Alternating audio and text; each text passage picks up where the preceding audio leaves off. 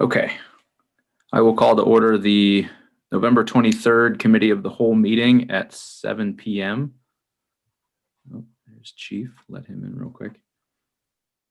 First item on the agenda is the approval of Committee of the Whole meeting minutes for October 19th, 2020.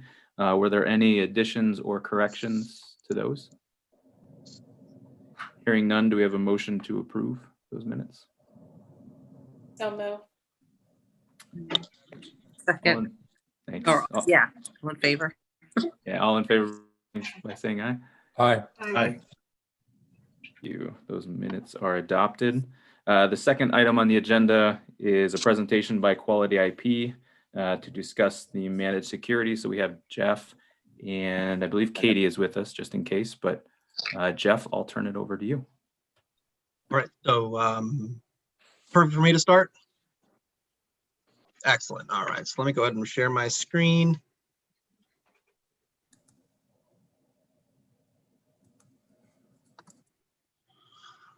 All right, so everybody can see this again.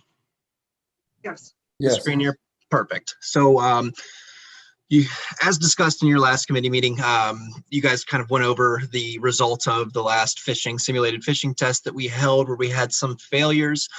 So I just wanted to go through the portal with you real quick just to show you what exactly you'll get with the security awareness training through Quality IP. There are pretty much 3 deliverables with the product. You're going to have security awareness training, which are basically modules where employees can go in, they can be chosen to fit the needs as you see fit, but employees will go in and learn about different kinds of phishing techniques or different security incidents or issues that we're seeing pretty commonly throughout the IT industry. So they'll get to learn about those different issues that we see on a daily basis and how to combat against those issues. It primarily focuses around phishing because as you all know, it's a giant attack vector at the moment, especially with everybody working from home.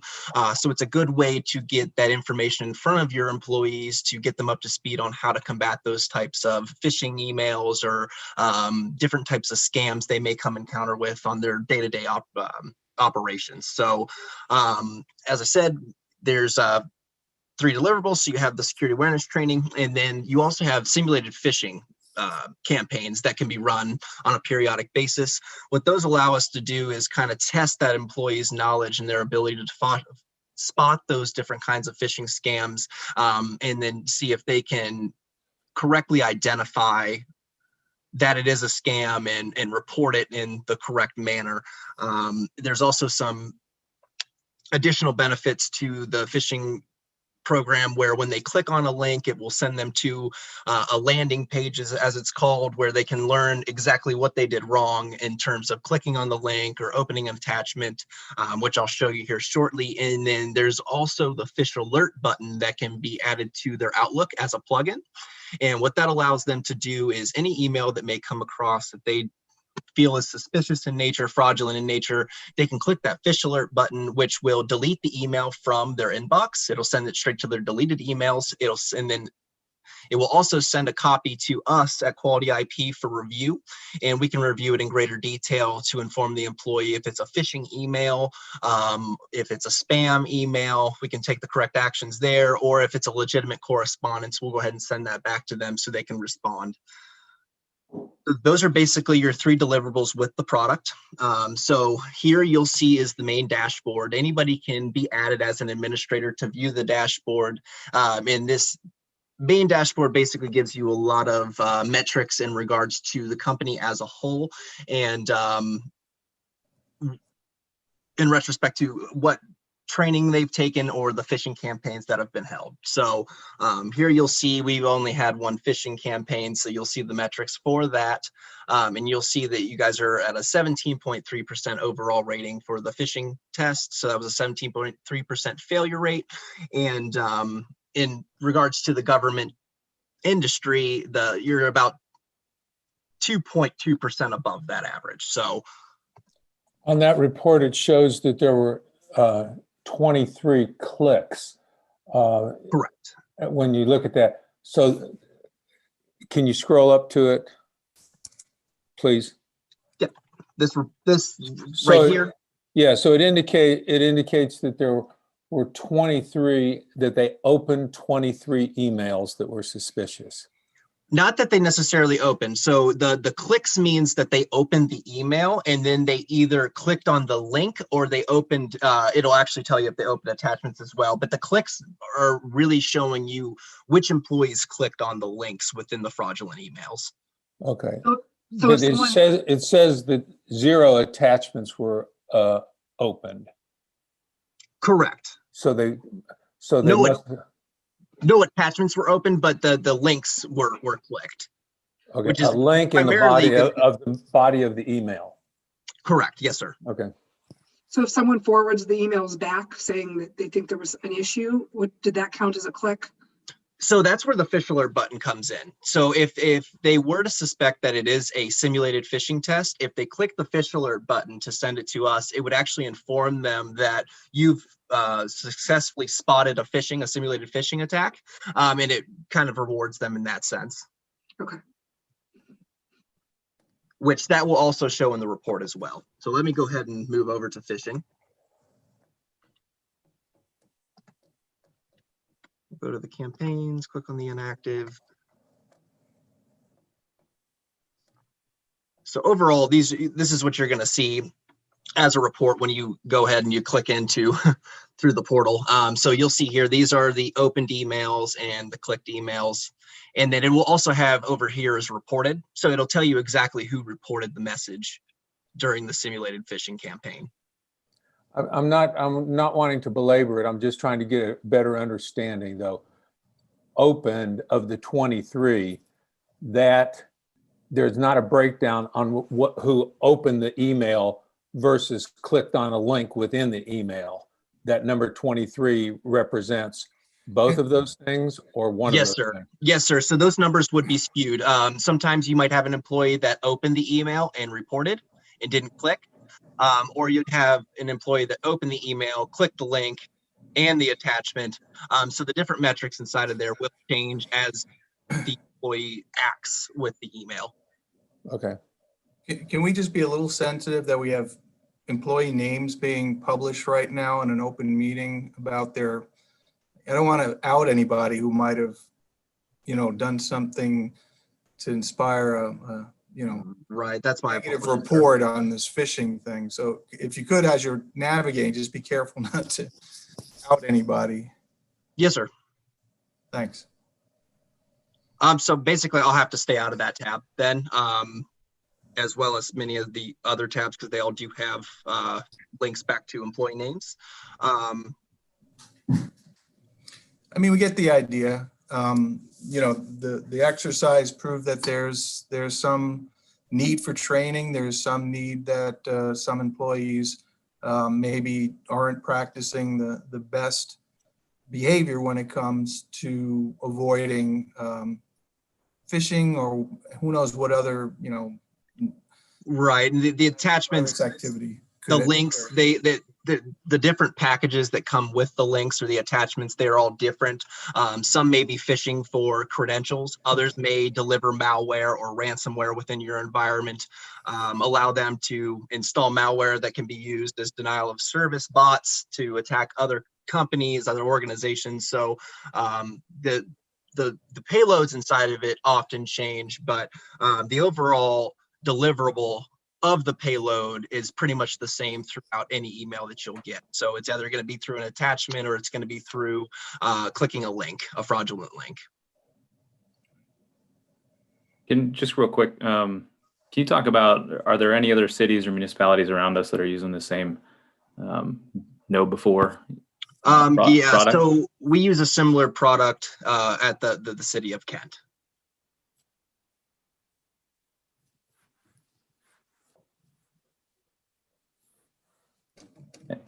And then I guess just to go on, if nobody else has any questions on that, talk about one thing we discussed at the committee level was the different levels of users and if that affects the price point. I know that I think it was you and I that had the discussion of maybe just having department heads, with some of these access features on their email. Is there a benefit one way or the other? Is that possible? What might that? So that's more in terms of advanced threat protection.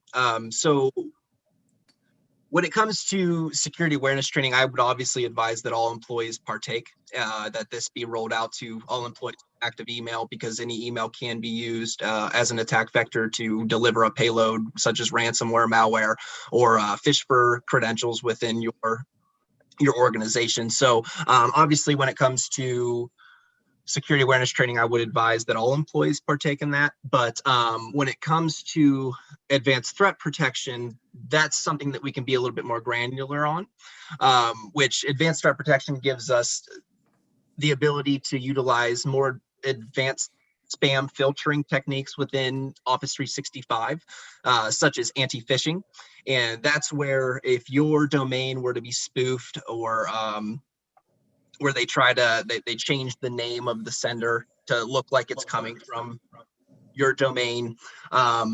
The anti-phishing policies within advanced threat protection can be used to combat against that and send those to, quarantine or the user's junk mail. And that can be a little bit more granular, and we can basically divvy that out to higher level employees within the organization. Are you able on this screen? I know that you ran through some of the training modules that were available. Are you able to show them those?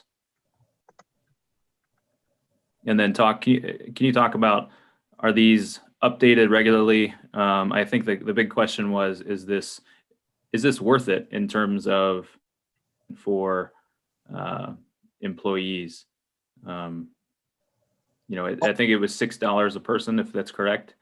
I believe that's where Or the price point user, I should say. per Yeah. user. Yes, sir. So there are a slew of security awareness training modules that we can choose. As you can see, they're already pumping out 2021 security awareness training through Common Threats, or their basic security awareness training that kind of incorporates everything. And then social engineering red flags. And they pretty much supply new videos on a monthly basis.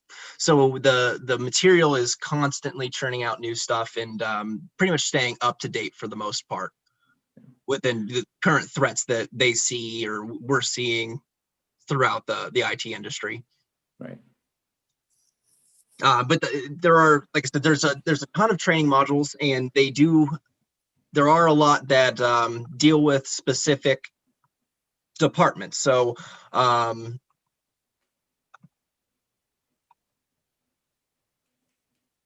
there's legal guidelines for protecting sensitive data, handling sensitive information, defining types of sensitive information. Can you talk to a little bit about, you mentioned during our meeting that so out of those 23 individuals who clicked the link, they opened the email and actually clicked that link, you can put them into some kind of training. Yeah, so that's pretty much remedial training, which gets set up. So after they click the link,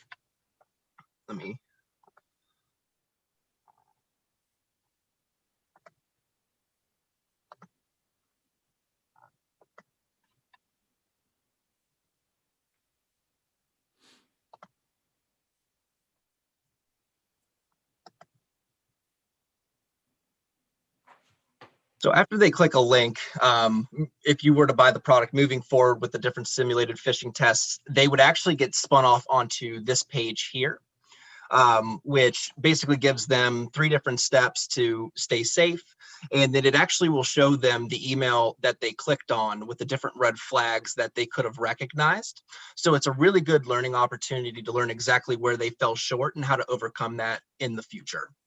And then in addition to being sent to this landing page, we can also set it up where they can take a remedial training, and the training can include any of these training modules, but after they click the link, they'll automatically be assigned to that training, in addition to that receiving that landing page and learning through those different red flags that they may have missed. And then they'll also, like I said, be assigned to a different training module, depending on the length of time that we choose, that will kind of coincide with Yeah, and more Um, ways to stay safe or more tips and more additional training. just to ask council, Christina, does Board of DD or Dr. Calfee, does your school or Rob, does Kent do anything similar? We do in the school district. We have training on phishing, malware, all of those types of things. It's online modules. We're required to go through it a yearly basis. We have training as well yearly, but we do not have where there's like the simulated phishing for us. But they are very they probably read every one of my emails. So I mean, they're very because it's the county. So I think they're a little more aware of what's coming into our inboxes. I don't mean that in a negative way. They're just aware of what's coming in. So I'm having trouble differentiating between what is the software component and what is the training component. The $2, I was looking at the quote, $2 per user is the software component, the attachment to Office 365. The $4 is the training component. Is the training component just what we're looking at here, the videos? In other words, if we paid for just the software, we'd get all the other information, the sort of description of what the person did and the diagram of the email, but they wouldn't get to this page here for the remedial training. Is that correct? So they're two separate products, sir. Right. So the security awareness training product is a product within its own. And then that's the $4 per user. The $2 per user is a product that is introduced through Microsoft 365. So they're completely separate products. They're not one and the same. Yeah, so So- Rob, to your point, what we're looking at right now is the $4 a user Right. product. And then Before we got here, though, we were on another screen yeah, and I wanted to that well, was and sent that the user, the person who clicked on or That's got part, the email that's part of the. got training.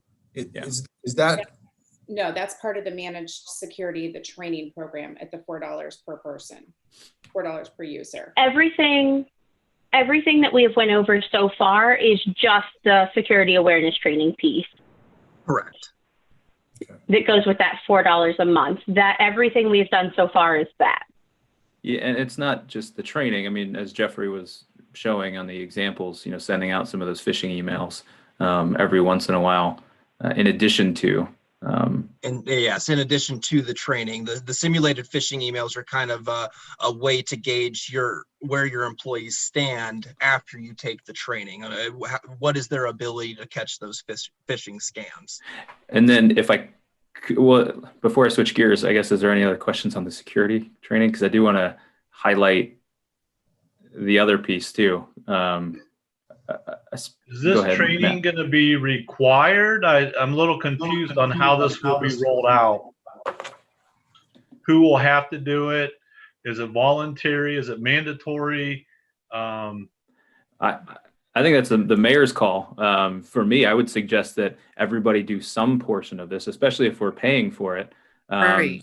At the different levels, depending on if, again, going back to my first question, if we were just to do some department heads or everyone, all 133 emails, users get this product, I would suggest that some portion, because asking the question to the different council people who already have this, I feel like we're behind the 8 ball on this, and we need to get caught up.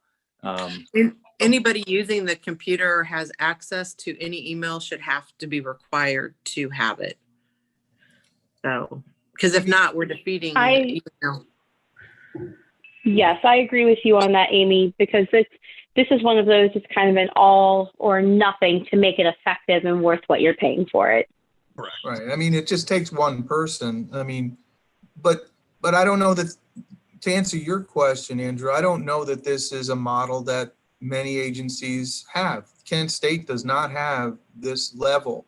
We have training available for those who choose it. It's not even required at Kent State to have this level of security training. But we do have software that can identify and flag things that are potentially harmful. They get immediately sent to a junk mail folder. So there are things that can be done, and I don't know of too many instances at Kent State where phishing attacks have been all that prolific or that worthwhile.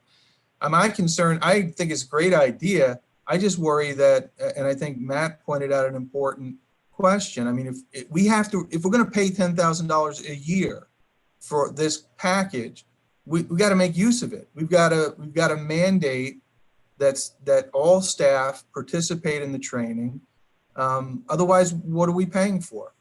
I agree. Agreed that it becomes a more secure network, and we are less likely to have these types of attacks go through. And it's very disconcerting to see the level in this test that employees did this stuff. So I think there's certainly a need out there. My question is balancing the cost and everything else. And I don't know if we have a commitment from the administrative side to mandate this. I mean, wouldn't we have to, I mean, we could actually ask upon passing this with the recommendation, that the administrative body, whoever it may be, as long as this is being funding, it would need to be done. I agree. Yeah, I think it's, yeah. And if it would, because a lot of the things, I feel comfortable with this administration, but you don't know who's going to be next, or, it's just important that, somehow we have that in the guidelines of, what we're appropriating for. And I was going to ask this too. So if we did choose to do this product, I would think we would be setting some administrative guidelines, of course, with the guidance of council as well. But I mean, I don't think I don't see myself involved day to day with everything. I mean, after we set the guidelines and say, hey, if you click on this, you have to do this remedial training. Everybody has to do one module every 6 months, or whatever recommendation we come up with. And I think that's it. And QIP would be taking it from there, I think, is how we go after we set our policy. Right? Yeah. And Jeffrey, on that note, are you able to track who takes what training, when? Yeah, it's all trackable through reporting functions. Basically, what'll happen is I normally set up an onboarding campaign that is then used for initial onboarding for all employees that are added, and then also it serves as an onboarding campaign for you guys to utilize when you're onboarding a new employee. So it's just kind of automatically flowing that good cyber hygiene to all of your new hires and setting that appropriate expectation. Yeah, and I guess again, I'll ask it, and this might be a question more for the mayor. I know we've got both chiefs on here. How often do our fire and police department access their email? Are there any other departments that really aren't on there? That to Rob's point and to Brian's point, if we're paying $10,000, are they going to be taking the training? Is it worth it to give them the training too? I guess is my question. Are they on their emails enough? Can it be mandated to a group that's got a collective bargaining agreement? That's a good point. The fire department can certainly. Well, let me ask this: How long is the training? Is it like ongoing or what? It's kind of up to you guys on that front. It can be annual. It can have a continued education quarterly. It could be annual and biannual. It really depends on how often you guys feel the need to supply that training.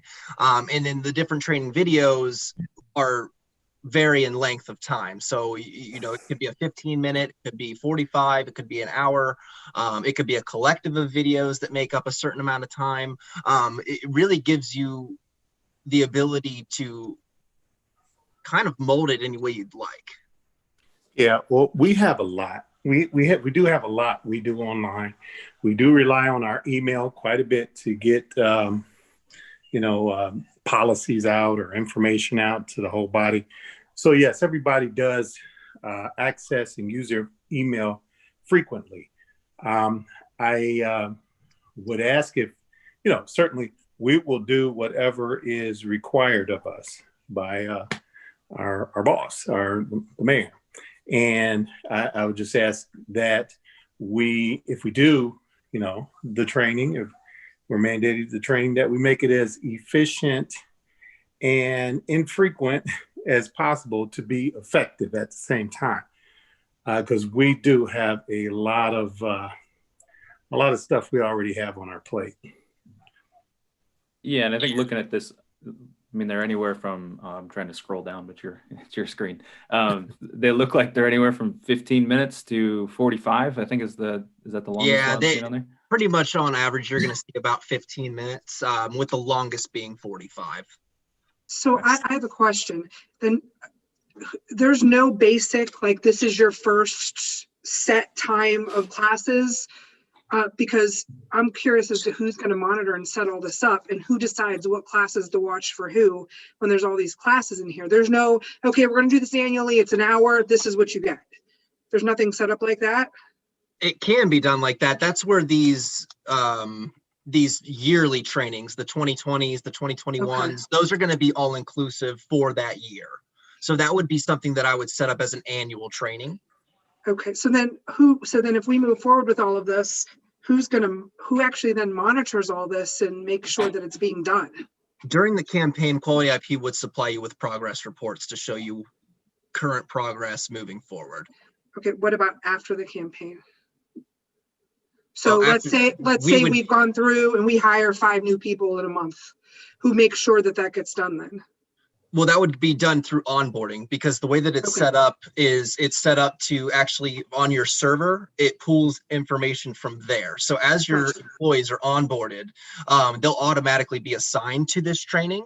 And then an email would be sent out to them to inform them that training is to be completed. And we can also set expected due dates. So it could be 2-week duration, 3-week duration, 4-week duration. Really, again, it depends on what you guys deem necessary. It's really customizable and can be tailored to fit your needs. And then on that note, actually, Christina, on her point, well, maybe not, but Jeffrey, do you guys do in-person training in replacement of this, where you would be able to give, kind of like what we're doing right now over Zoom, where all the departments could get together, either in shifts or I don't know how that might work, but in lieu of the 133 users, could you guys do an in-person training as another option? Normally we do not. Normally this is what we supply. Okay. And I guess, what I'm getting at, I guess, is the question for the mayor then. I don't know if Mayor, you feel this is beneficial, what your thoughts are on this. And again, I'll go back to, do we have, with all of the employees within the city, do you think this is a worthwhile investment? Because we know that police use their emails quite a bit, but other departments, I know Finney, you're on here too. If they know of anyone else that might benefit from this.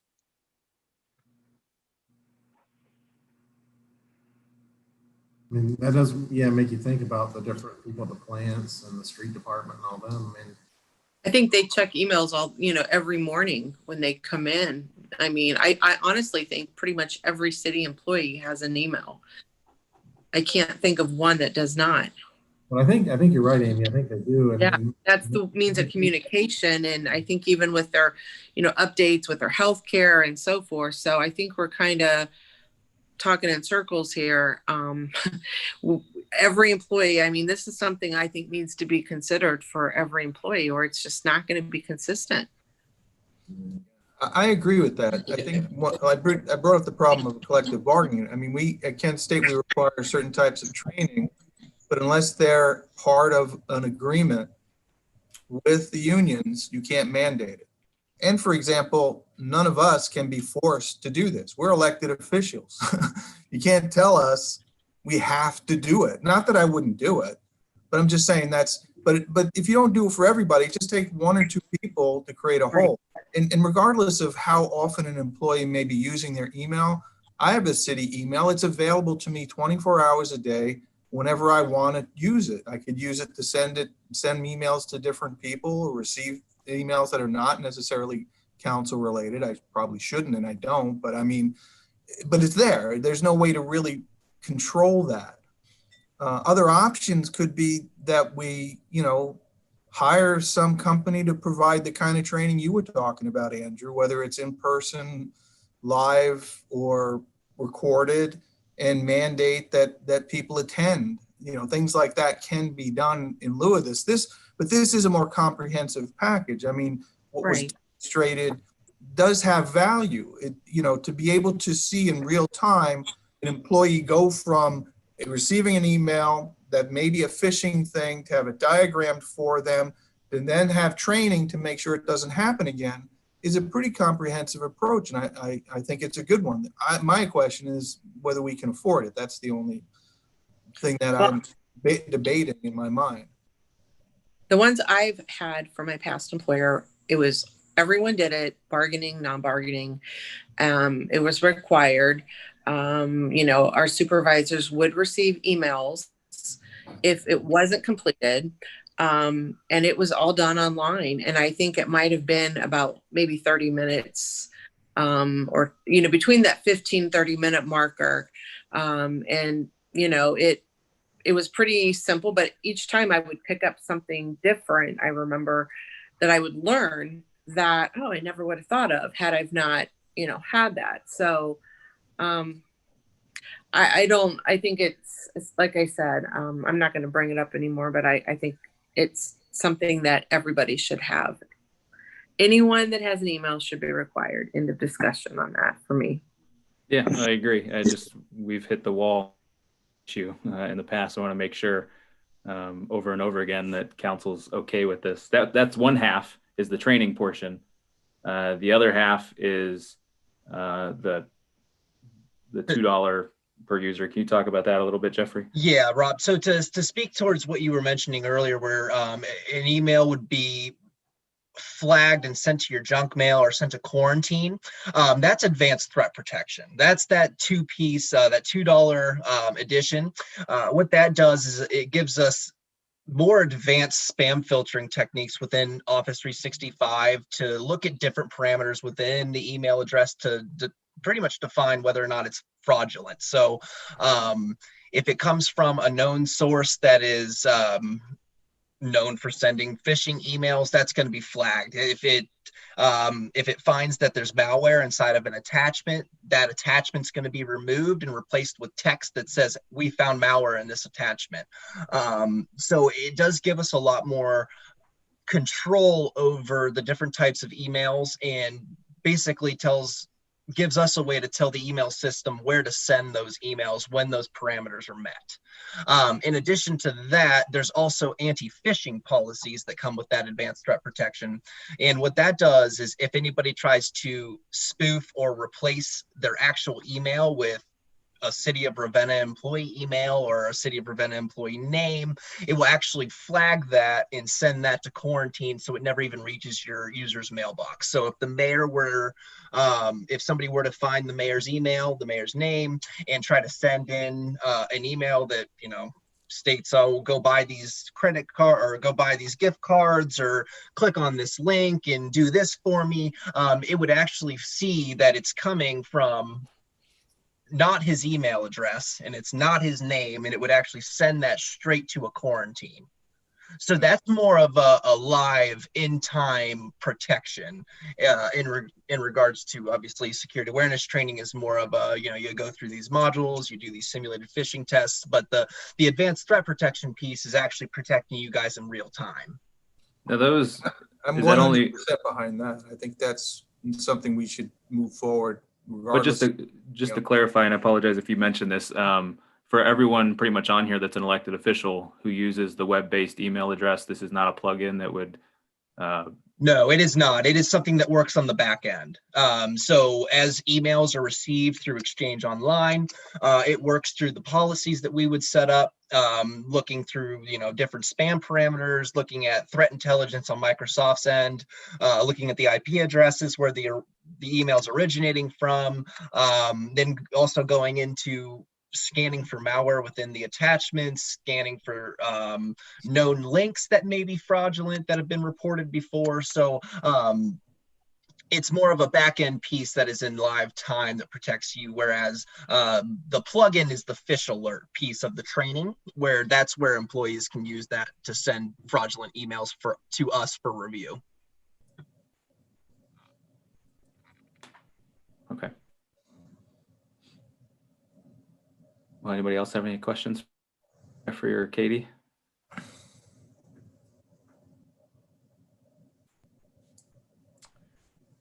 Well, and there's one more piece, if I can steal about 2, maybe 3, 4 minutes of your time. The best way to stop unauthorized access for your Office 365 email accounts, since they are accessible online, is through multi-factor authentication. Multi-factor authentication, there are basically 2 methods that Quality IP offers. One is a built-in free multi-factor authentication platform that comes with Office 365 as a whole. But if you wanted more of a comprehensive, just suite, multi-factor authentication suite, we do offer what's called Duo multi-factor authentication, which then can be used to tie into your VPN and your Office 365 as well. So if you wanted something that is more of just a one suite for all, Duo would be the answer. But obviously, if spending that money right now would be difficult or not feasible, there is a built-in option that is free that could be implemented right away. So for those of us who don't necessarily understand what multi-factor authentication is, yes, that's when you get that little yes code sent to your phone. It's either a text message, or there's also an application that you can download on your phone called Microsoft Authenticator. And Quality IP has a setup guide that we would supply to either Brian or whoever we would work with to implement this.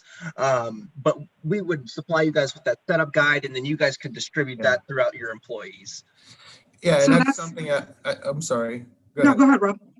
Well, I was just going to point out, we implemented that at Kent State recently. It's not without its technical problems, and if you don't do it right, or if employees aren't understanding what they're doing, they could be locked out of their account. So we want to make sure that there is an education program along with that, that this is coming and this is what you need to be prepared for.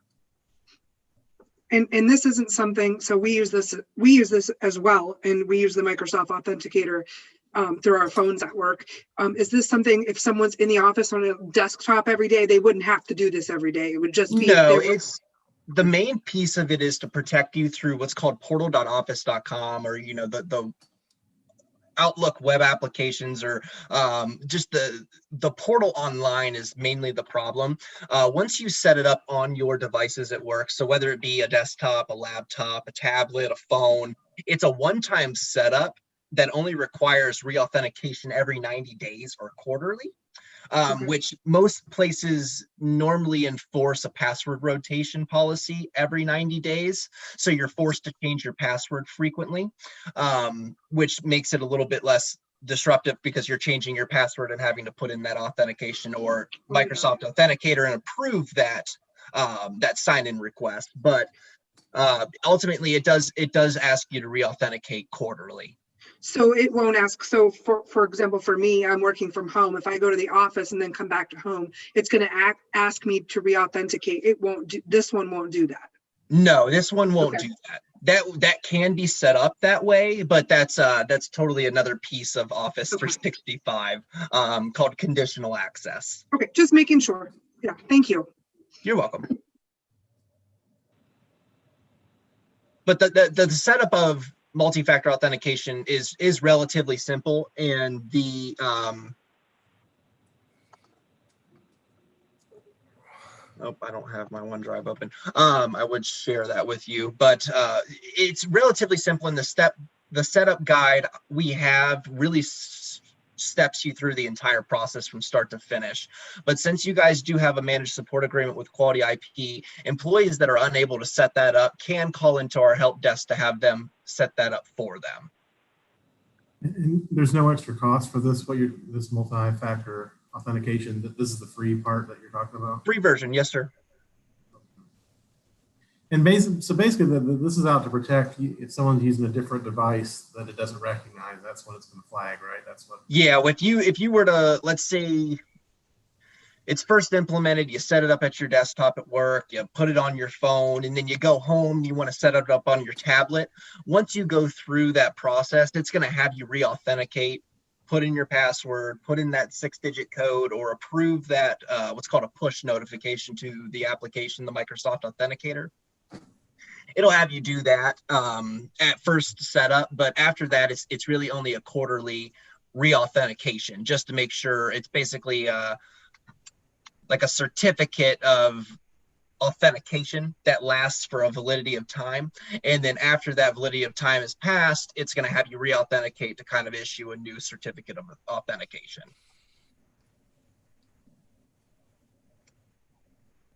Okay. Which is normally tied to your phone. So that's where two-factor or multi-factor authentication comes in. Your password is considered something you know. Your phone is considered something you have. And then there's also biometrics, which is something you are. But those are the 3 different types of multi-factor or two-factor authentication, which this incorporates something you know, which is a password, and something you have, which is that employee phone that ties directly to them and authenticates them as who they are.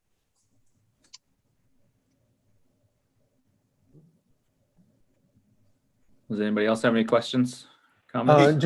Just a couple quick questions on the $2 software and the $4 training.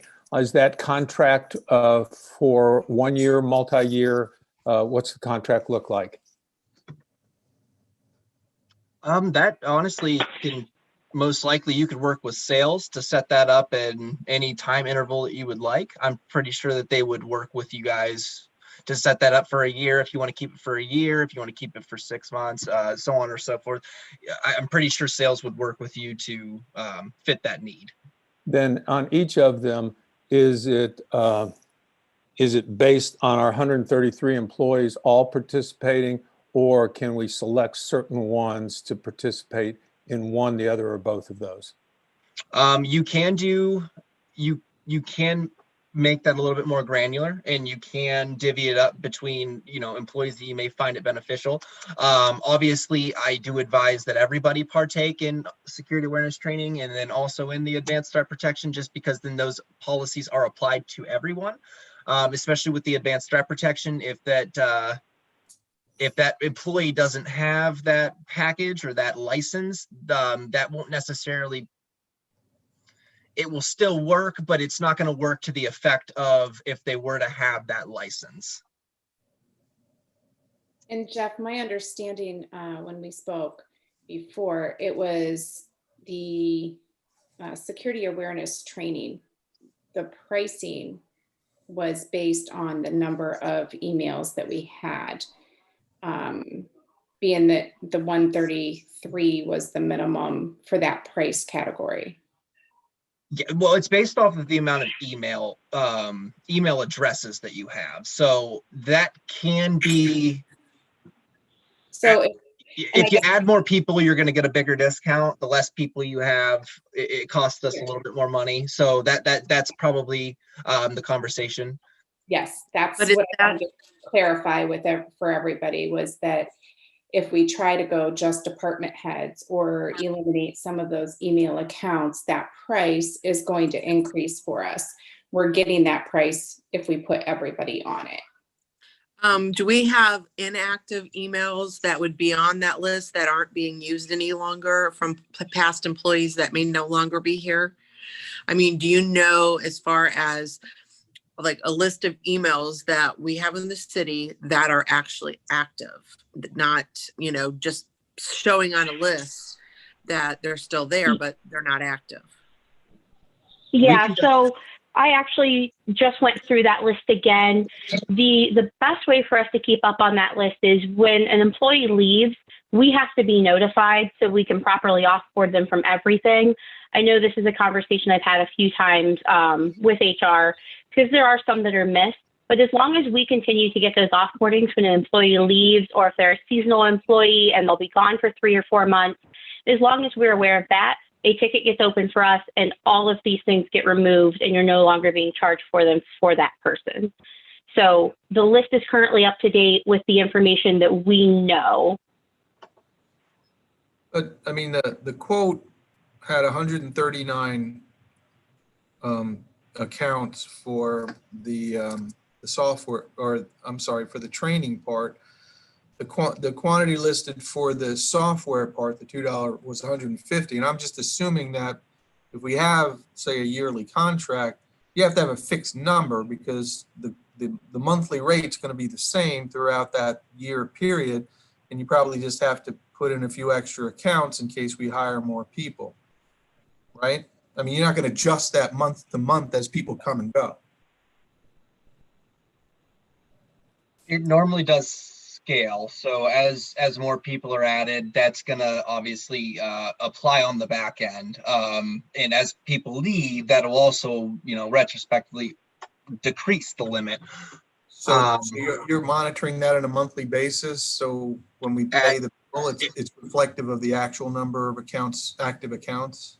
So on a billing standpoint, it would be billed monthly, and that would be totally required of the email system being accurate. So I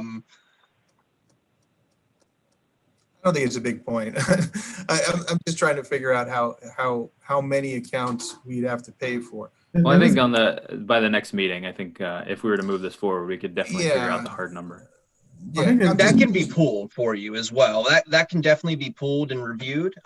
We have a way to pull all licensed users, and normally a licensed user is somebody that is actively using their email. So that would be a good way to gauge where exactly you stand. But that will also include service accounts. So if you have copiers that are using an email address to send scans, or if you have different types of service accounts throughout the city that might be used for different reasons to send emails through, maybe SCADA systems or something along the lines of that will also be incorporated in that ATP, that advanced threat protection, the $2 cost. But the training cost is going to be it's more going to coincide with how many employees that you actively have hired that have email. So you based off of if you do everybody or if you just, do a subset of people. I think that's why there was a difference in the two counts. Like Rob was saying, one was 150. I think the other was 139. That's most likely because of different service accounts that you guys have for email, either shared accounts or along the lines of that. Okay. Yeah. All right. Now I understand. Yep. And I just want to also note that those service accounts are just as likely to be compromised as an end user account. That is why they're included there on that ATP number.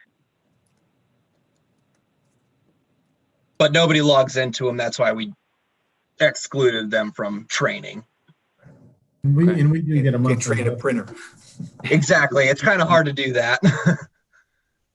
We do get a monthly list of what we're paying for, because I know we've had some conversations with Katie in the past. Our accounting staff has went through them pretty detailed and made sure we're not paying for any extras on, because we pay a monthly user charge just for Microsoft anyway. Correct. Add on to that. So this would just be in addition to that current payment for Office 365 licensing. But we do look at that every month to make sure there's not people on there that are no longer employed. It's been cleaned up pretty well.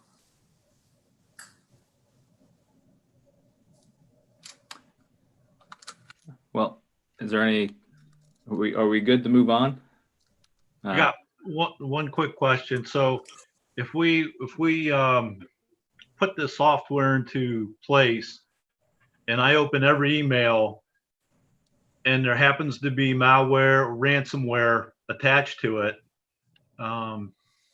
what's the likelihood it's going to be caught? I mean, are we still going to be susceptible? Is this a guarantee that everything is going to be stopped?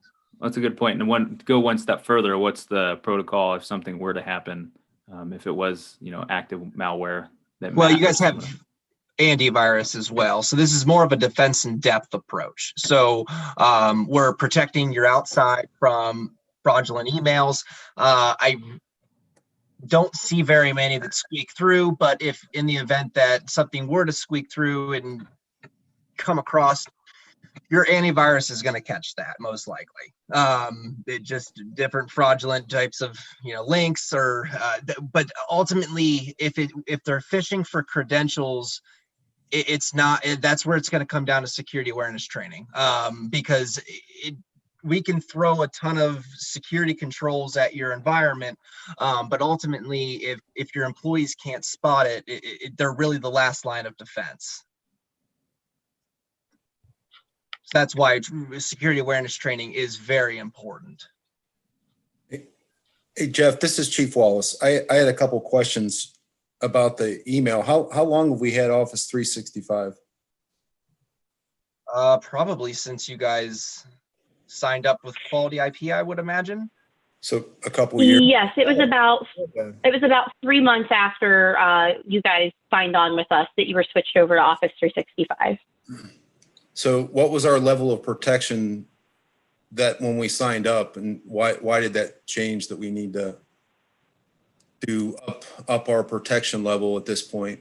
Well, threats are constantly evolving. And with COVID and work from home, email is really just starting to become a huge problem in terms of phishing, and malware is just constantly being delivered through email. So it's just a need out of necessity that since those attacks are ramping up, this is the best way to combat those attacks and to stay protected overall. All right. So it's more of an out of necessity as times have evolved. This is just become something that is more commonplace and more standardized, I would say. So what does the evolution of that look like as far as money wise in the future? Is this going to be something every couple of years we're going to have to keep throwing money at, or should we look at getting possibly a different vendor or different, more secure email system? I mean, we gotta find that. And I see where you're coming from, Chief. On my end, and all the upgrades, police department that have happened over the last couple of years with Quality IP, I just think that the city of Ravenna needs to move in the 21st century, and this is kind of helping us move along in that direction. So I just think we're behind the 8 ball when you look at all the other areas that kind of threat protection. I think it's needed. And you look at the examples, you don't have to look too far from cities that have been infiltrated or other, organizations that have been. It's just the $10,000 is gonna, I'd rather pay that than a couple million to try. Yeah, whatever it might be. And the last thing I had, Andrew, is there going to be before the campaign, I guess, to make employees aware of the problem instead of phishing being actually have some sort of training before that. So when that does happen, I think this should be when you're looking at public safety, especially at the county and state level, for those threats, especially in Ohio.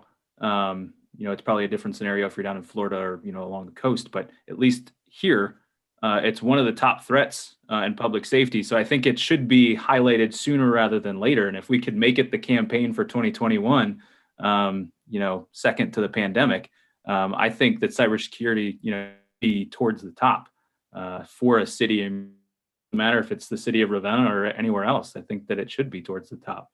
And I see your point. If we're spending this kind of money, then yeah, we want people to use it. We want people to train and get acquainted with it. And then, go ahead, Rob. Me? Oh, I thought you were jumping in. Sorry. No, I can. I think one of the questions that the chief's asking is, when does the spigot, close? And I don't know. Maybe a Microsoft mail server 5 years from now will include some of these features, and we won't have to pay for it extra. I don't know.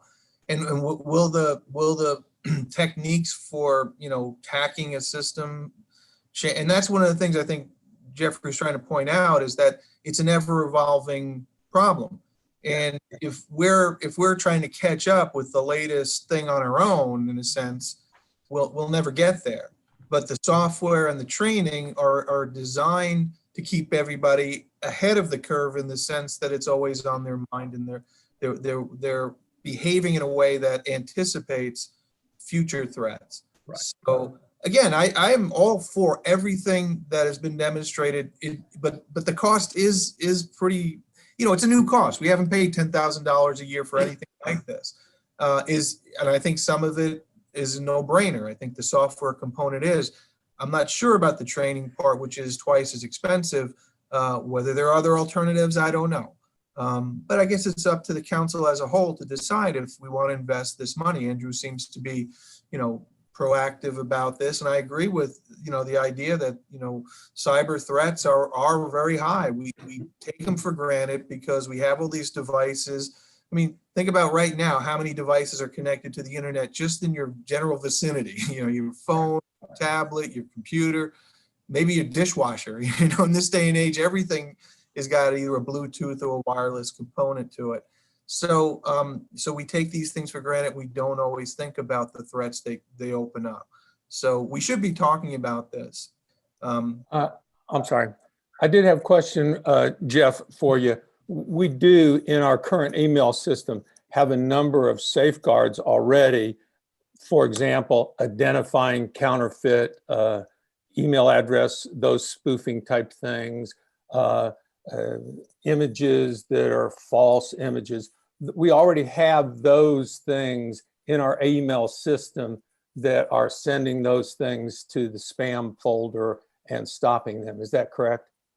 Yeah, this is just a more advanced level Yes. of. Okay, I just want filter. to make sure that that was one thing. Also, Yeah, the spoofing email that was sent through to all of our employees would have been caught by our existing mechanisms to stop those emails. Isn't that true?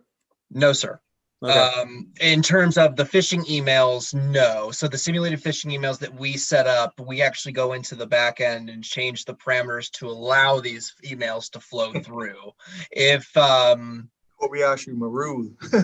But that's what I mean. You allowed Nobody knows what I'm you talking allowed about. it to go through, but a typical email like that with those types of I things see what you're in saying. it would Yes, have sir. all been caught. Yes, sir. Those would They have would. been caught. Yes, I just want to make sure that we knew that. I would like to just kind of step in on that. While there are some safeguards in place right now, I've seen some email boxes of some of the employees as I'm helping them troubleshoot issues, and there are a lot of spam and junk emails in their inboxes. So the basic level of protection you have now absolutely does not catch everything or even close to everything. This advanced threat protection adds yet another level to try to catch those ones that are a little bit more advanced looking that slip through those basic filters.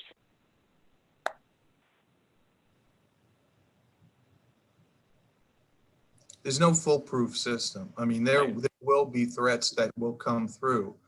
It's just, how protective and how much are we going to invest in trying our best to thwart them. I think defense in depth. Nobody's going to guarantee 100% that none of these things will get through.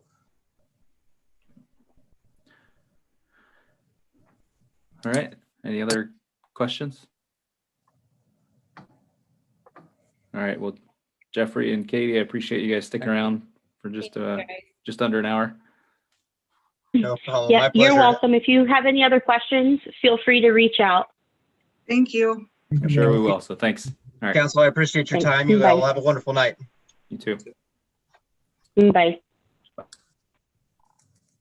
All right. So that was number 2 on the agenda. On to number 3, which is an ordinance to approve the purchase of managed security. This is information systems. Cheryl, I don't know if you want me to throw it to you or this is something we just discussed. But it's been thoroughly discussed. Is Right. there any further questions? If this is moving forward, will the $2 and the $4 be packaged in one, or will it be separate votes on both of them? I believe we have it as one vote at this time, but if there was a concern, obviously we can separate it out or talk about it.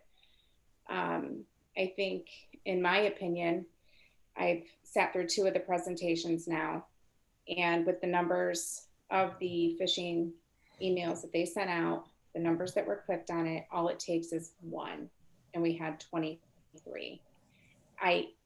I'm a firm believer in training. I think that we need to teach every employee up front what to look for, and as things change, that's the great thing. They update their training monthly as things change and new things come about. We can further that training in a 15-minute session online. So it's not taken away from, you know, their day and their work and things like that, but it is a huge protection. The $2 one, that is going to further scan our emails before we receive them and put more things, you know, into the junk and spam folders. I personally get a ton of spam, and I only use my city email for city council stuff.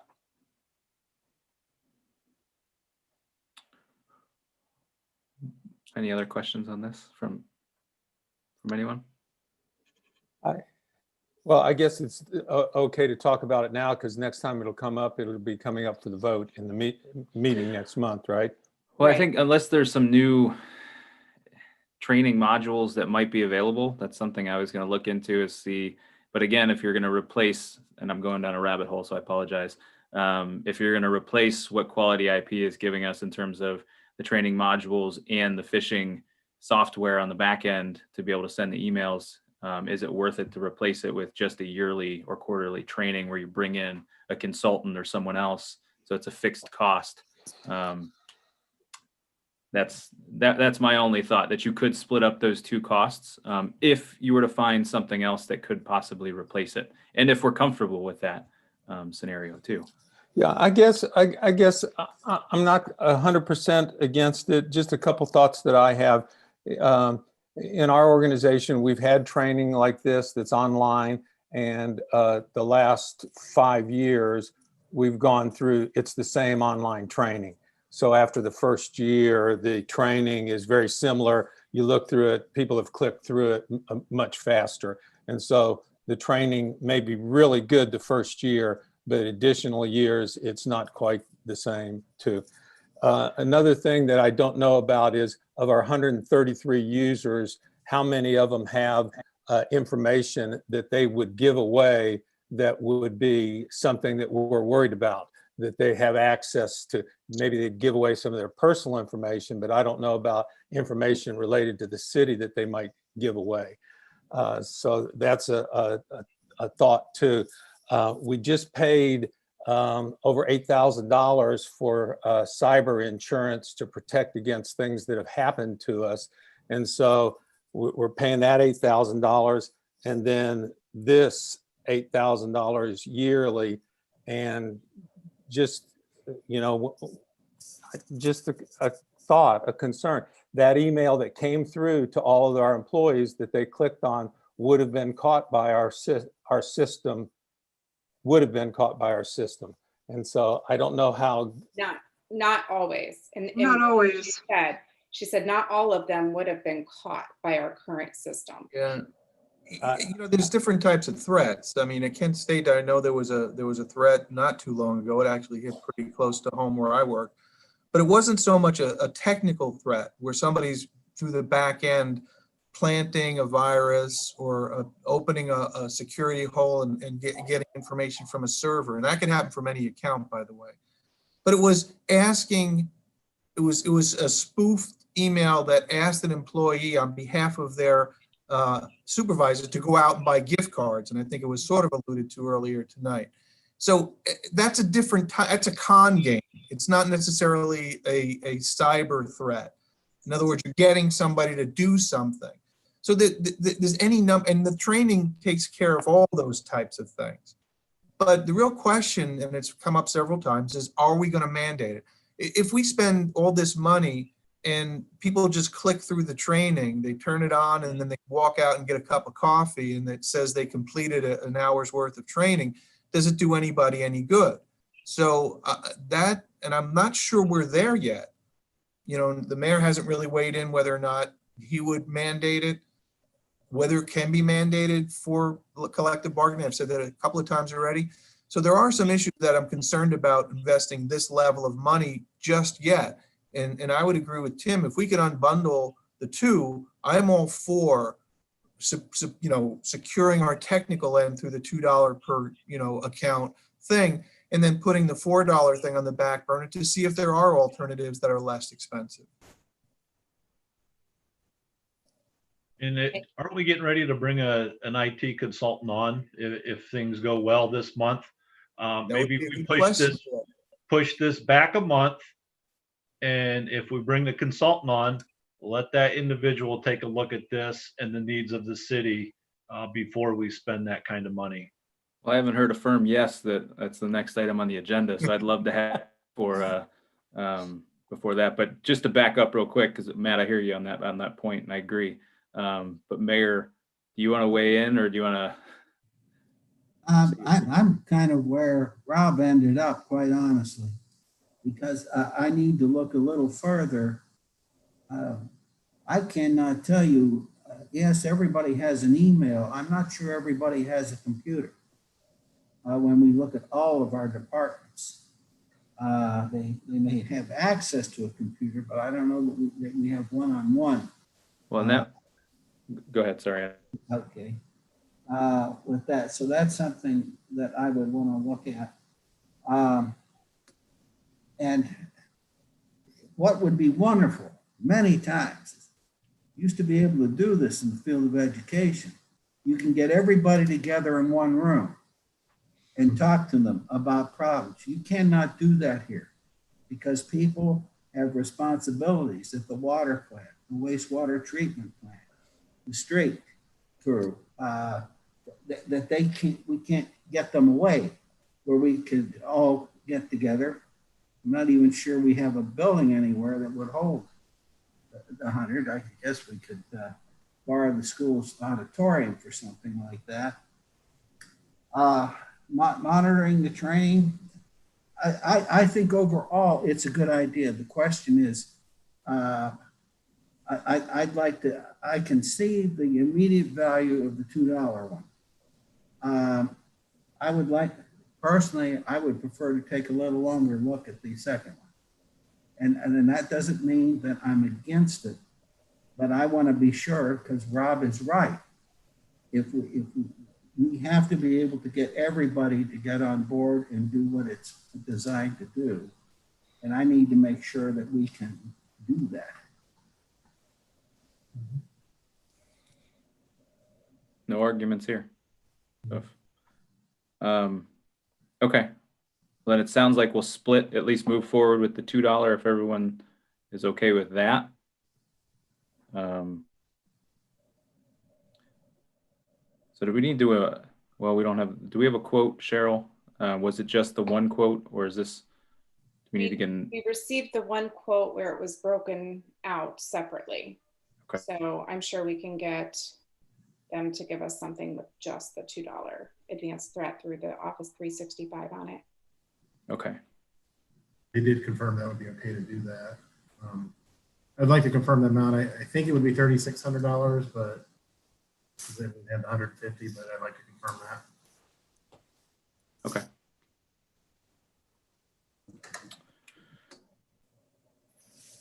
In reference to moving at least the protection forward, subscription, what is the pleasure of the committee? Ordinance. Ordinance. Thank you. Ordinance. Number 4 on the agenda is an ordinance to approve a contract with Gary Bishop for IT consultation. This is also IT. Cheryl.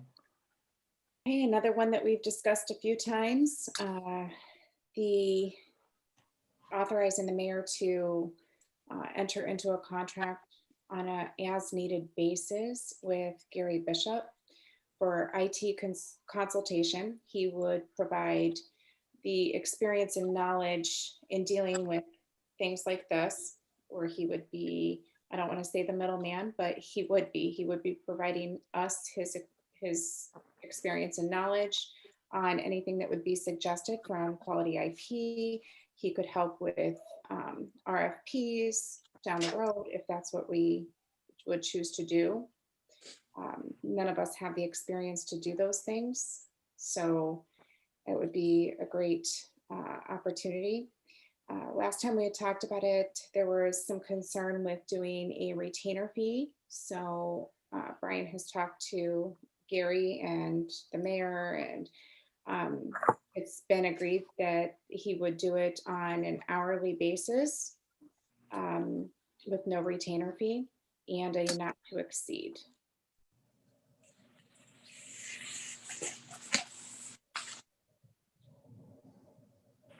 And then just to add, Brian, I don't know if you want to add anything, but it was not to exceed $15,000 for 2021. Correct me if I'm wrong, Brian. And then $1,500 for December 2020, if council approves.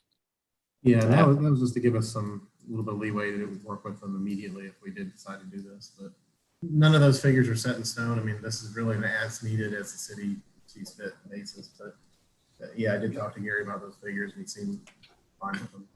He's flexible. Did he quote an hourly rate? We had talked about $100 an hour. That's not set in stone for sure, but that was what we had talked about. Okay. Well, I mean, those things need to be in a contract that's presented to us before the December meeting. So I guess, you know, if council had any anything that they thought 15,000 was just too much to throw out there as a do not exceed or too little or just whatever they thought, and I guess let me know and then we can work on it. But Gary's pretty flexible with, you know, how it's going to go down. Well, can we get a contract, do you think, here pretty, just a rough draft so that we can kind of take a look at it and send back some feedback before the December meeting then? Yeah, we could do that. Yeah, usually Heather helps us a lot with that stuff, but she's been out. But we'll figure out a way to get to that. Did he ask for the $100 an hour rate, or is that what we proposed? That was something he had mentioned in past talkings to him, like I think last month or a couple months ago when I talked to him. Just based on, you know, QIPs around the 150 range. I mean, you know, just as a expert level, you know, no benefit type rate. Yes. It seems like a fair amount. Yeah, I mean, he looked at what other, you know, technical things charge, and that's on the lower side of it, you know. I mean, what some others even charge, believe it or not. So the contract then will outline if he, let's say he only helps us for 15 minutes, that's going to all be outlined in the contract, correct? Hey, you know what? What if someone calls and asks them a question on something and it's an easy answer? I mean, truly, I mean, that could happen. Especially with IT stuff, if that's his qualification. So I'm hopeful that the contract will outline that. I'm not saying we have to break it down to 15-minute increments, Rob. I see your face. But I'm just like, if we call and ask him a basic question and he bills us for an hour and we talk to him for 15 minutes, I mean, that will be outlined, correct? Yeah, we'll have to get something there for that. Yeah. Yeah. Certainly. Yeah, we don't. Lawyers break it down to a tenth of an hour. See? Minute increments. I'm not asking for that. I'm saying some things are really simple to answer for Gary probably because this is what he does for a living.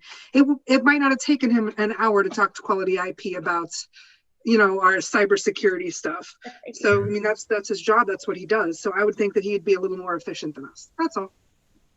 You're right. Yeah. I think that if he could, and you might want to ask him about this, Brian, include an alternative scenarios where maybe we ask him to set a fee by a project basis, you know.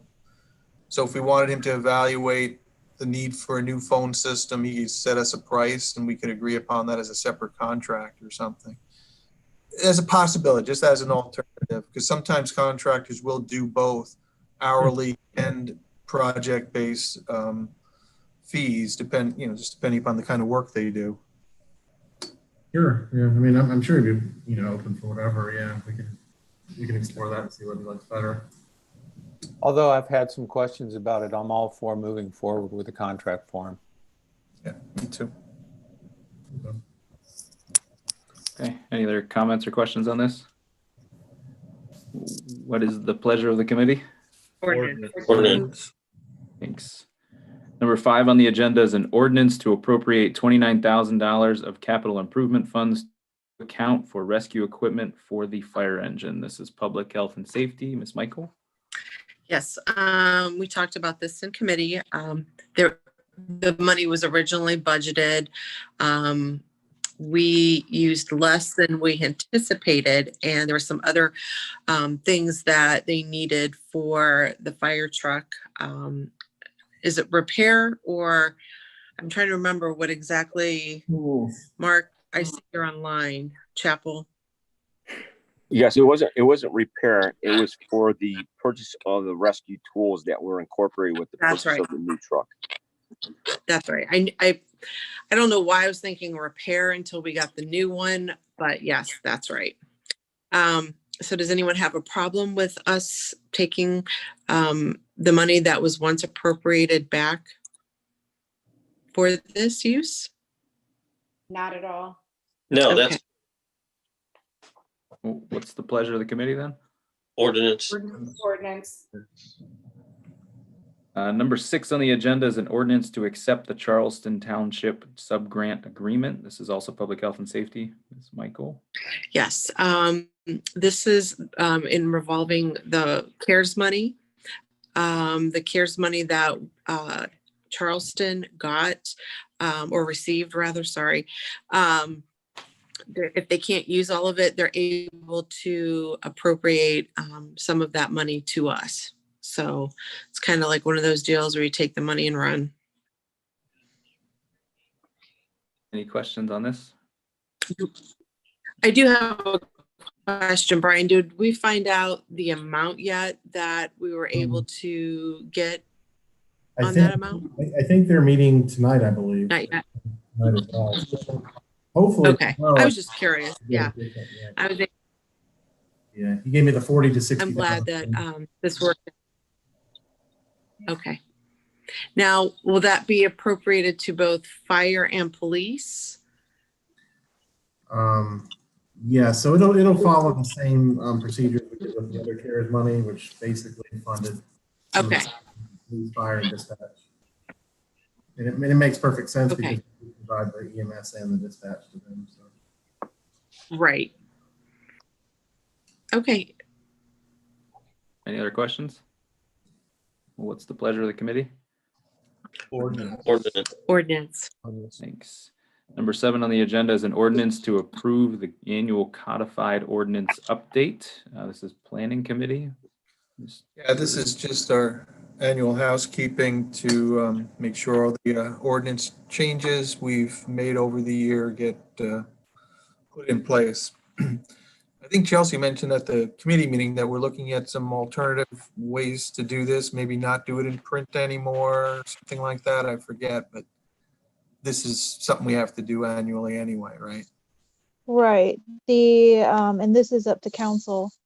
If you still want to get it in print twice a year or in print once a year, and then online would be twice a year. So Well, let's maybe put that on a future committee agenda, see how people feel about that.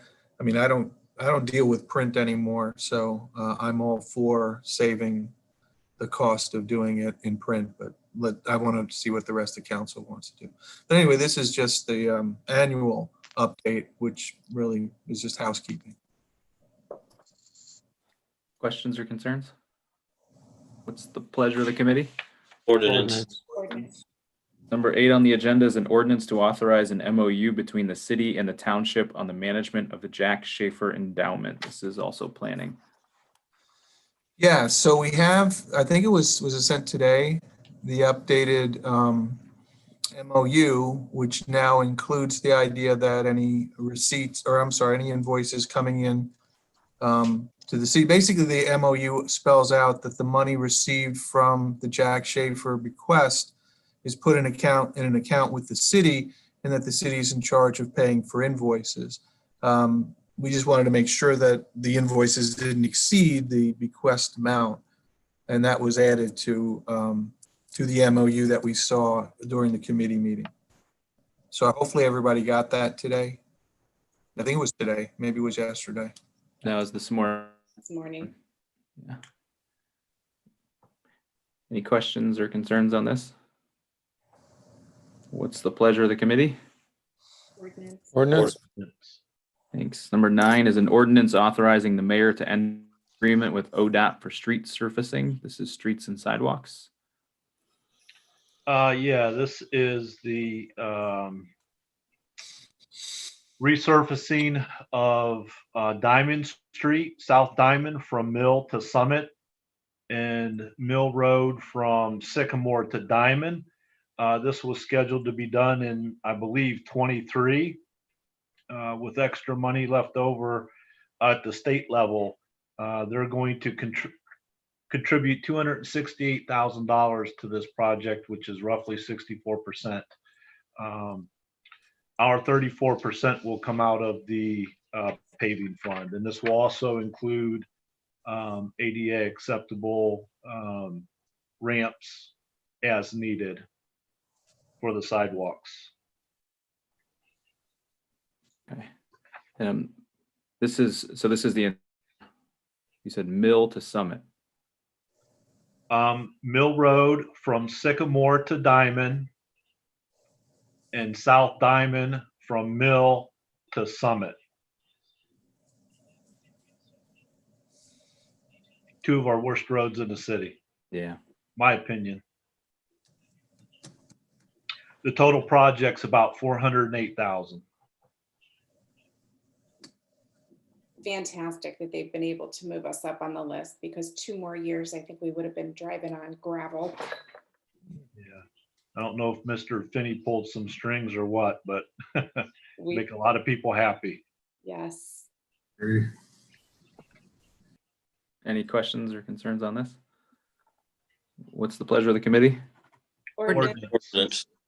Number 10 on the agenda is an ordinance authorizing the mayor to submit an application for OPWC funding for Zeta Hillcrest and Spruce Water Line project. This is utilities.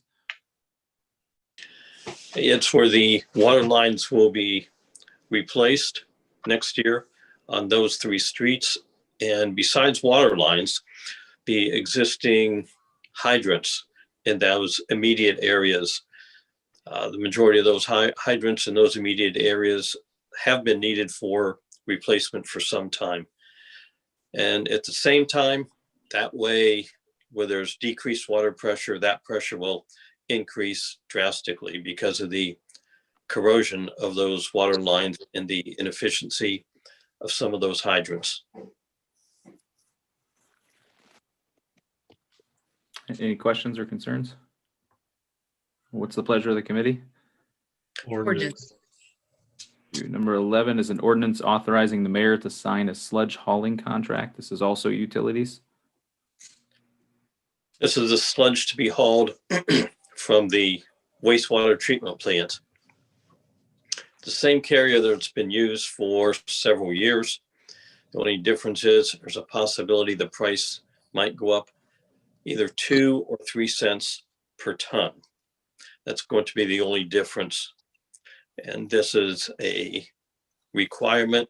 I say requirement because the sludge needs to be removed and taken care of. How often, depending on how often that it does accumulate.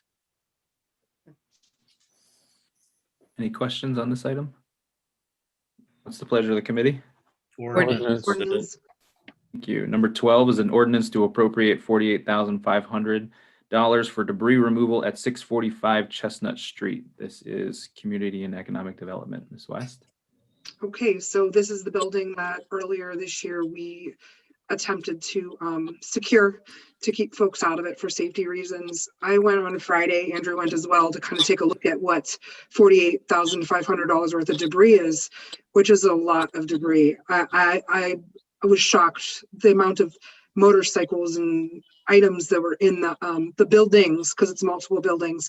When we talked to Dennis, this was the only quote that we had. He said a lot of people came and looked at it and left. They didn't want anything to do with the project. So in order for us to safely do demolition to the building, we have to safely remove the stuff inside first. Is any of that stuff able to auction any of our auctions online, or is there any? Go ahead, Christina. I don't know if we don't own it. Right. So we really can't auction it. The agreement with the company that's coming in, though, the reason we got such a good rate was that they're going to take the brick, the windows, anything they can salvage and salvage those items. So it's not all going to a landfill, but we are not going to be able to auction things up. There was some, I actually reached out to Dennis because there was a couple things in there that I really think that we should try to salvage and take out of there. Like the balloons left over from one of the balloon affair parades from years ago. They're sitting in a pile in there. And I would hate for that to go away. No one's going to want that, but someone in our city might. So there was a couple things, and I've been talking with Dennis about getting some of those things out. Some of the signage, I reached out about that because there was some pretty cool. The Historic Society. Absolutely, yeah. So that would be, I would think, a Semino question, more so than Dennis possibly. But I do think that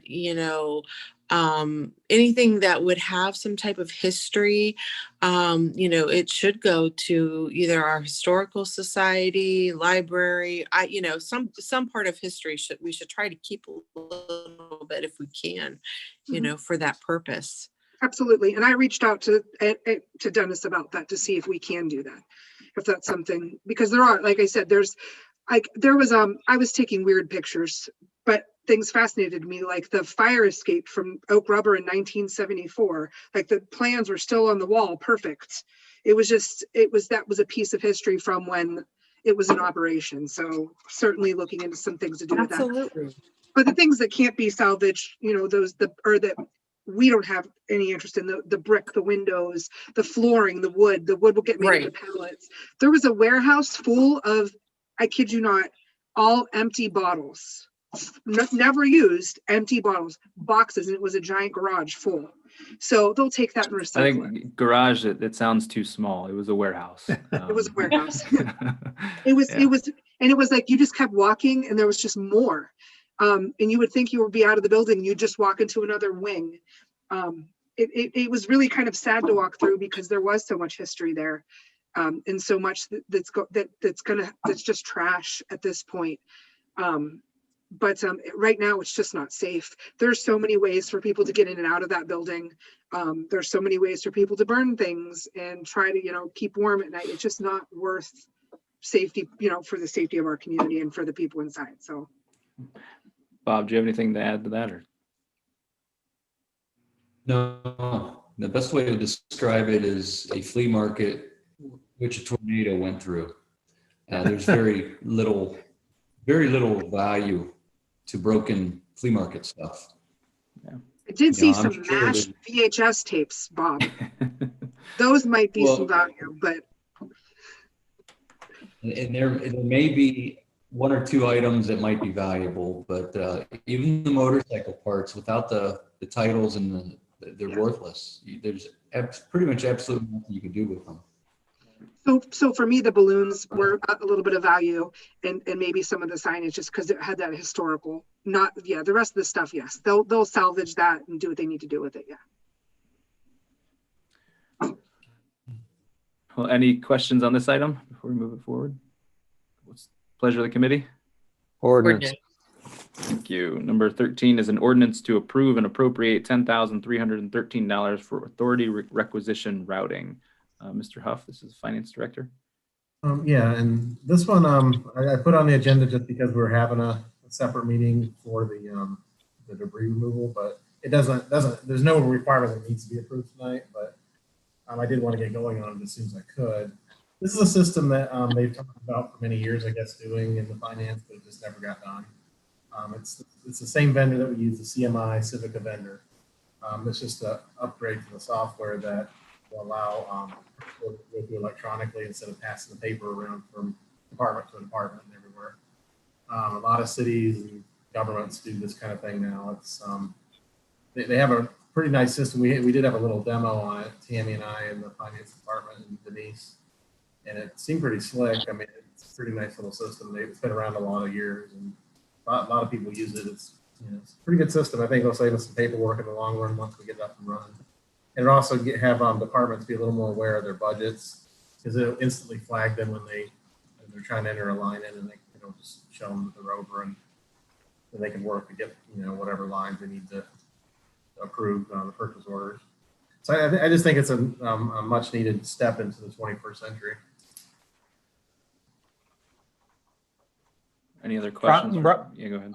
I'm sorry, Brian, are you saying that currently when we do a requisition and that moves into a purchase order, that we're just doing it a hard copy that's carried around from department to department to sign?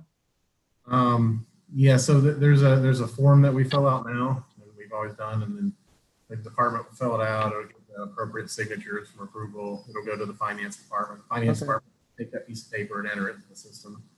Okay. So we bypass all that paper and all that stuff, and we just have the department enter the information into the system, and the purchase order just automatically get electronically created once you did that. And the reason that we haven't gone to an electronic system in the past is just that we haven't had the money for it, or? It's hard to judge. I mean, ever since I've been here, I've wanted to do this. They've wanted to do this the last few years, but for some reason it just didn't get done. But it's been out there for a while, yeah. Okay, yeah. No other question. My question is, I mean, we're buying just the software, but we're having to install and run it on our own server. Is that? Because I thought I saw there was minimum requirements for the software. And I have to say, I find this agreement or whatever it is very complicated. But is that I mean, the only reason I'm asking is if we've run this by Quality IP, and is there going to be extra costs in actually maintaining the software on our own server, you know, backups and all that other stuff? That's true. Well, this is part of the same software that we already have, the CMI Civica, so this isn't anything new. I did run those questions. I did run a lot of that stuff by Katie, though, because at first, based on the requirements, it did look like we were going to have to do server upgrades and stuff. But then Katie worked with Todd at this CMI, and they talked among themselves and figured out that what we have now is appropriate. So we don't have to do any extra add-ons. And this 10,000 is not an every year cost. This is just the initial. They set it up. They train. I thought I saw there were annual costs, but it was pretty minimal. Maybe It is pretty minimal. In I think it's $600, $600 or $700 a year. $700. Okay, yeah.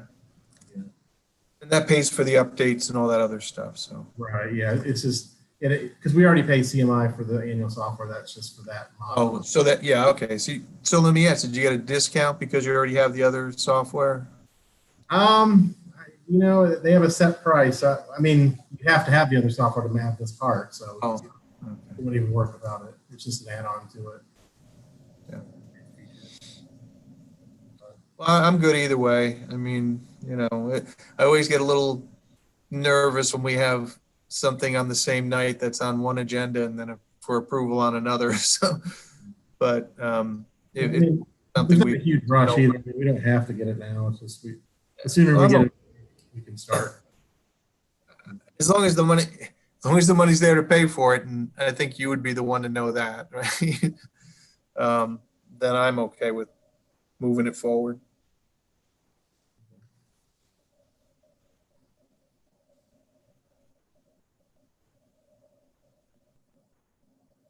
You're muted. Thank you. My dogs were barking. Any other questions on this item? No questions, but I think it's a great idea, and I think we should move forward with it. I'm all for it. What's the pleasure of the committee then? Ordinance. Thank you. Number 14 on the agenda is an ordinance to approve the 2020 payroll as needed. This is the finance director, Mr. Huff. Yeah, I was just talking to Tammy before the meeting on this. We don't have the official schedule out that has all the adjustments, but we'll get that this week. We'll get that set up. But that's just anything that maybe we didn't budget for correctly, or you know, just different things that have happened during the year that might create a negative line. This will take care of those. I don't have any specifics with me right now. They'll be pretty minimal. There won't be that many of those, so it'll be small little pieces here and there. Questions on this item? What's the pleasure of the committee? Ordinance. Thanks. Number 15 on the agenda is an ordinance to approve adjustment for negative line stations. Mr. Huff, this is finance director. This is the same sort of thing. These are just the non-payroll items throughout the year. When we start purchasing things, we start running out of money in certain lines. So this is kind of a cleanup that will hit a lot of different lines, so we don't have to go to for every, so we don't have to have an individual ordinance for every single adjustment. This will help keep us in compliance with the audit and stuff like that. Questions on this? What's the pleasure of the committee? Ordinance. Ordinance. Thanks. Number 16 on the agenda is to the approval of the October 2020 accounting transactions. Mr. Huff? Yeah, and this one, this particular month, it was for our debt payments that we have, the Honeywell and those type of debts. So we take the money out of the particular funds and then put it into the capital project fund to pay it off. So just moving the money around from one to another. All right, any questions on this item? What is the pleasure of the committee? Ordinance. That is everything on the agenda. Is there any other new business to come before committee of the whole tonight? Well, then I will end the committee of the whole at 8:36 p.m. And let me get the other paper. At 8:36, I will call to order the Ravenna City Council special council meeting for November 23rd. Chelsea, would you call the roll? Mr. Kelfy, Here. Ms. Wood, Here. Mr. Karas, Here. Ms. Michael, Here. Mr. Moskin, Yes. Ms. West, Here. Mr. Harper. Here. And would the clerk read the call? You are hereby notified that a special meeting of the Ravenna City Council has been called for Monday, November 23rd, 2020, immediately following the committee of the whole meeting. The purpose of the meeting is to discuss and/or act upon ordinance 2020-127 regarding debris removal at 645 Chestnut Street and ordinance 2020-128 regarding the purchase of authority requisition routing. All right, thank you. So we do have two items. The first one, ordinance 2020-127. An ordinance appropriating the sum of $48,500 from the general fund for the removal and hauling of debris at 645 South Chestnut Street, Ravenna, Ohio, and declaring an emergency. And this is sponsored by Community and Economic Development. Ms. West, anything you'd like to add? Nothing additional. I think we talked about it pretty detailed. Any questions, comments on this? Do we have a motion to waive the rules? So moved. Second. Second. Ms. Michael, Yes. Ms. Wood, Yes. Mr. Kelfy, Yes. Mr. Karas, Yes. Mr. Moskin, Yes. Ms. West, Yes. Mr. Harper. Yes. And do we have a motion to adopt the emergency clause? So moved. Second. Mr. Kelfy, Yes. Mr. Moskin, Yes. Ms. Wood, Yes. Mr. Karas, Yes. Ms. Michael, Yes. Ms. West, Yes. Mr. Harper. Yes. And do we have a motion to pass the ordinance? So So- moved. Second. Mr. Harper, Yes. Ms. Michael, Yes. Mr. Kelfy, Yes. Ms. Wood, Yes. Mr. Karas, Yes. Mr. Moskin, Yes. Ms. West. Yes. That ordinance is adopted. The second item on the agenda is ordinance number 28. An ordinance to approve and appropriate $10,313 for the purchase of software installation and training for authority requisition routing from the general fund and declaring an emergency. And this is sponsored by the finance director, Mr. Huff. Anything to add? No, I'm good. I'm good. So if you guys want to approve it for tonight, that's great. Any questions from council? Do we have a motion to waive the rules? So move. Second. Ms. Wood, Yes. Mr. Cares, Yes. Mr. Kelfi, Yes. Ms. Michael, Yes. Mr. Moskin. Mr. Yes. Moskin, Yes. Ms. West, Yes. Mr. Harper. Yes. Do we have a motion to adopt the emergency clause? So moved. Second. Ms. Wood, Yes.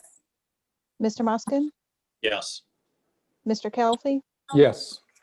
Mr. Cares, Yes. Ms. Michael, Yes.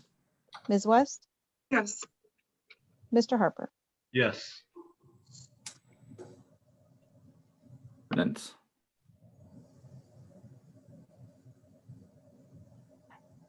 Yes. Was I muted? Yes. Do we have a motion to pass the order? Apologize. So moved. Second. Mr. Harper, Yes. and who was second? Rob. Rob. Mr. Cares, Yes. Mr. Cares, Yes. Mr. Kelfi, Yes. Ms. Wood, Yes. Ms. Michael, Yes. Mr. Moskin, Yes. Ms. West. Yes. All right, well, that ordinance is adopted. So that concludes the special meeting. So do we have a motion to adjourn? Excuse me. So moved. Andrew, Yes. Andrew, Yeah. Mr. Semino would like to do an executive session to discuss some legal matters. If he's here in my office, he'll be. Andrew, can you hear me? Barely. Yeah, do we want to come out? We have to come out if we go. Yeah. Yeah, okay, well, let me pause. We have to publish it? I don't know. Let me stop the live stream. Well, let's have a motion before you do that. So Yeah, people know. yeah. I'll move that we go into executive session to discuss impending or legal issues with our attorney. Thank you. Second. All right, Mr. Cares, Yes. Ms. West, Yes. Mr. Kelfi, Yes. Ms. Wood, Yes. Ms. Michael, Muted. Ms. Michael,